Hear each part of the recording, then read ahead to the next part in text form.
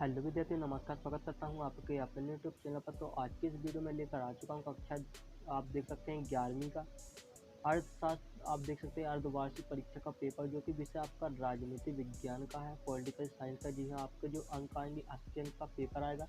3 घंटे आपको दिए जाएंगे। तो आइए देख लेते हैं कौन कौन से क्वेश्चन पूछे जाएंगे। तो आप देख सकते हैं बिल्कुल आपको जो भी क्वेश्चन बताए जाएंगे बहुत ही आपके लिए बहुत ही उपयोगी क्वेश्चन है। सभी क्वेश्चन इंपोर्टेंट हैं और सभी आपका जो रियल पेपर है वही है। तो आप देख सकते हैं 2021 का जो आपका पेपर है। तो आइए देखते हैं कौन कौन से क्वेश्चन आपसे पूछे जाएंगे। तो आप देख सकते हैं पहला है सही विकल्प चुनकर लिखिए।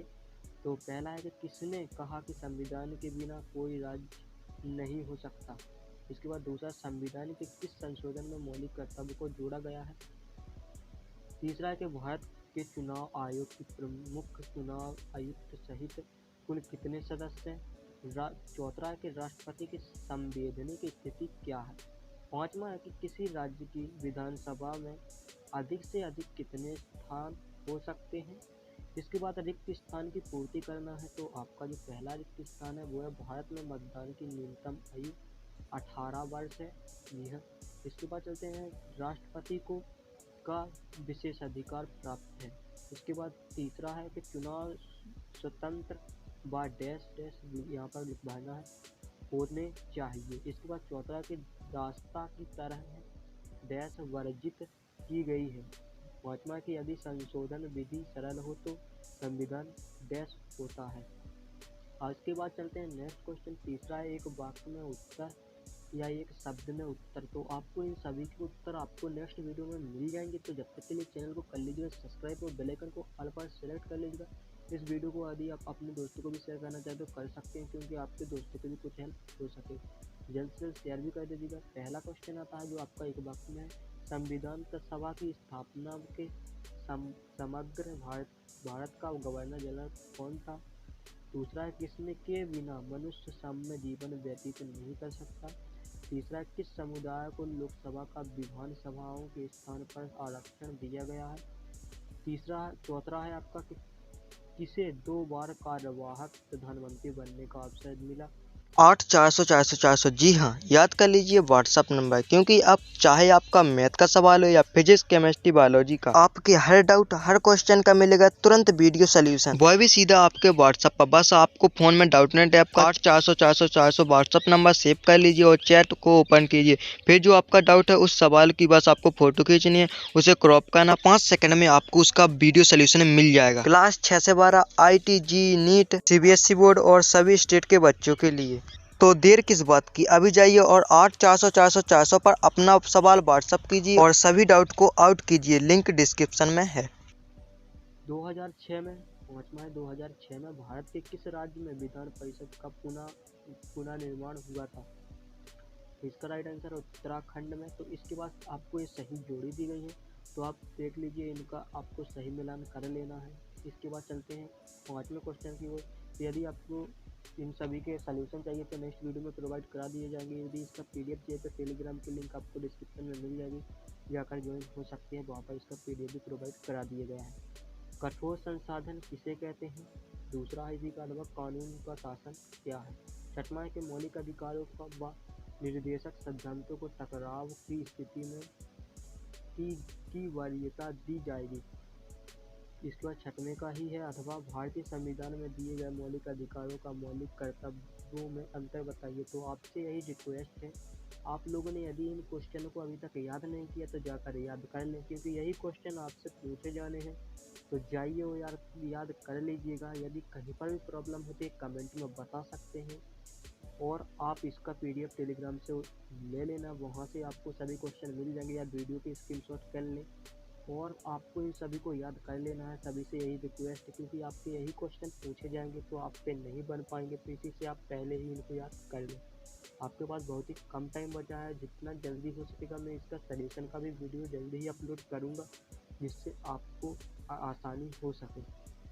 प्रश्न 7वां है कि वयस्क मताधिकार क्या है। इसी का अर्थ है चुनाव आयोग के कोई 2 कार्य लिखिए। 8वां है संवैधानिक के उल्लंघन संपदबंध का क्या अर्थ है। इसी का अर्थ है सामूहिक उत्तरदायित्व क्या है। 9वां है कि धन विधेयक क्या है, तो आपको बताना पड़ेगा। इसके बाद इसी का 8वां है 9वें का कि लोकसभा के पहली महिला स्पीकर कौन थी, उनके बारे में अपनी विचार स्पष्ट कीजिए। 10वां है कि लोकसभा के अध्यक्ष की 3 शक्तियों का वर्णन कीजिए। इसी का 8वां है राज्यसभा की विशेष शक्तियों का वर्णन कीजिए। इसके बाद 11वां क्वेश्चन आता है कि कार्यपालिका किसे कहते हैं। इसके बाद इसी का 8वां है कि उपराष्ट्रपति के पद पर क्या योग्यताएं निर्धारित की गई हैं, जो कि 3 अंक का क्वेश्चन पूछा जाएगा। 12वां है एकल संक्रमण मत प्रणाली का क्या अर्थ है। इसी का 8वां है कि क्या अल्पसंख्यकों की प्रतिनिधित्व अवश्य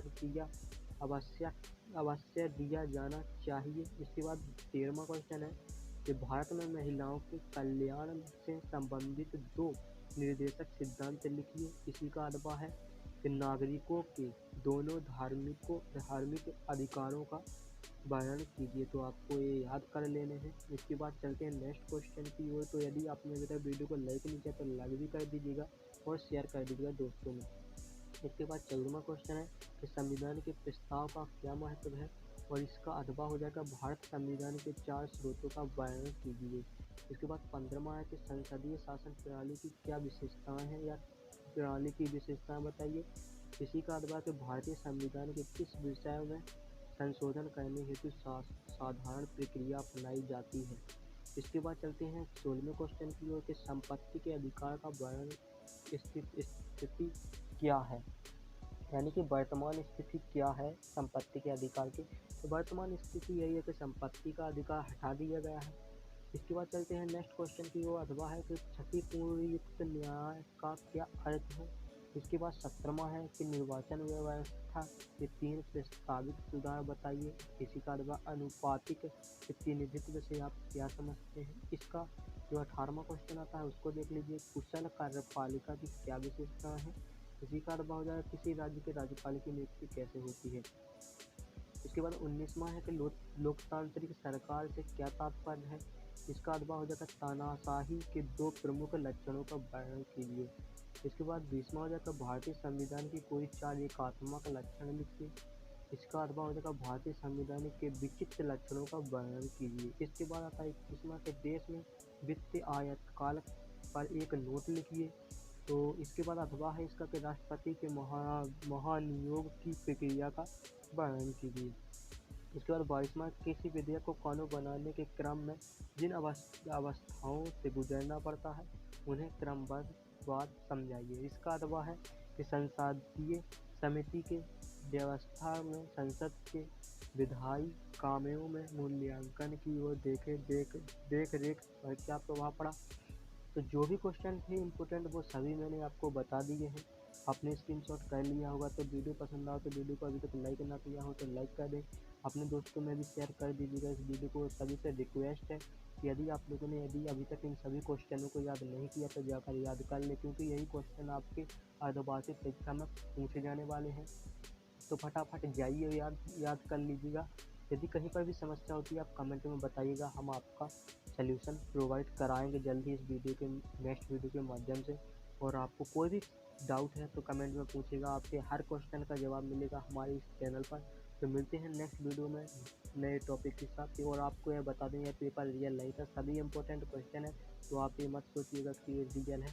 तो आप इन सभी को याद जरूर कर लें क्योंकि ये सभी इंपॉर्टेंट है। तो मिलते हैं नेक्स्ट वीडियो में, जब तक के लिए।